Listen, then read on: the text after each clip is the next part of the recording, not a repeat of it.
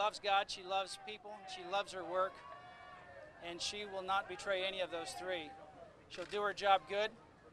She'll serve the people as they want her to serve, and she was elected. And she'll also be loyal to God, and she's not going to violate her conscience. All right, ladies and gentlemen, we're going to get to Kim Davis in a second with Bill Donohue. But first, the president of the Catholic League, Newsmax contributor, and author of The Catholic Advantage. We're going to ask you about, hello, sir. Good to see you. How you doing, Steve? The Pope. Yes. Now, you've been asked this question a couple of times in the past few days, and for the first time, you're ready to give a different answer. When the Pope comes here, are you going to meet with the Pope? Yes, I am. That has, in fact, been confirmed.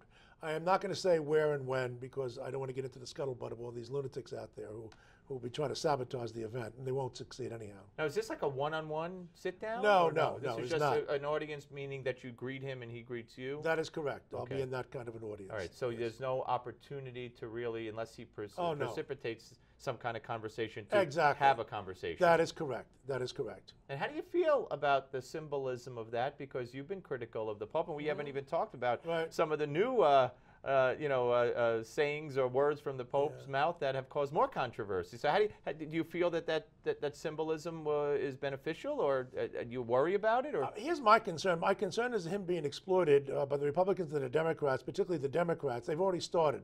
Last week we had to put out a statement about 90-something Democrats, many Catholic, many of them not Catholic, appealing to the Pope to speak to specific issues. And they're not even content to speak about the poor, which is kind of a throwaway, let's face it. Right. What do you want to do about the poor?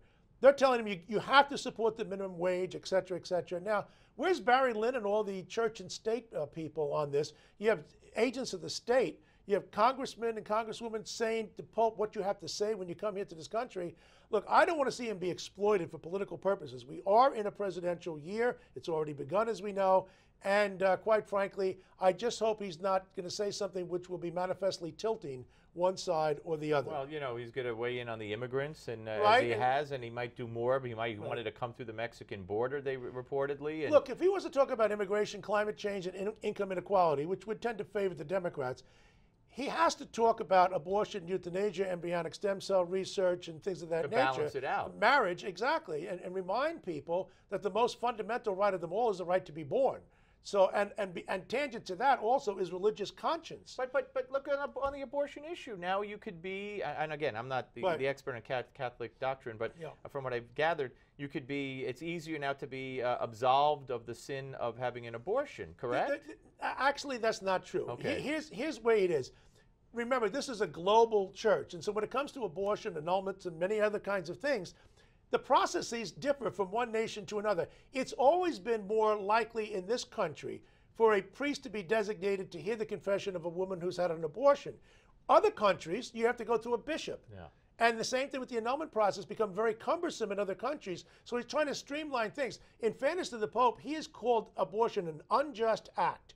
He is simply saying this. In Catholic terms, we got this from our Jewish brothers. We didn't invent this. Forgiveness is conditional. It's conditioned on repentance. It's conditioned on you feeling sorry and contrite for what you've done wrong. That part's not going to change. I actually support the Pope very strongly on this because if a woman has had an abortion, she knows what she's done. Right. She needs to bring some resolve to her own life. Right. Now you didn't talk about meeting with the Pope until today. Why? Right.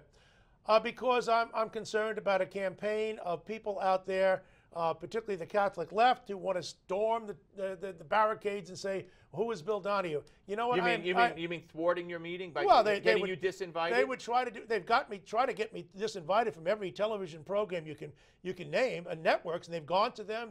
They've hired foundations to go after me. I mean, you're talking about a viciousness on the part of the Catholic left to try and sabotage me. They don't work, but the fact is, I don't want to give them anything more. All right. So just one more. Again, the symbolism, a picture of you with the Pope. Is that just respect?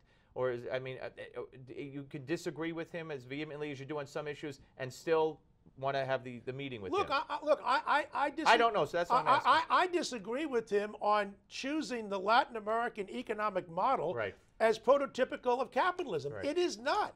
Now, does that mean he's a bad man? No, he's a great man. And by the way, this is the guy who bailed me out on Charlie Hebdo, didn't he? Yes, he did. And he came out and Yes, said, he "Yeah, did. lighten up a little Absolutely. bit. Just don't Tell it to intentionally you, insult Hewitt, people." who's in the news again, by the way. Yeah, you blew it. Yeah, he blew it all right. All right.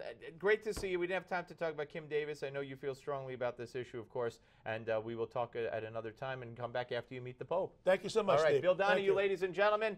Coming up next, former Congressman Tom Tancredo will talk about immigration and what Donald Trump had to say. Don't go away.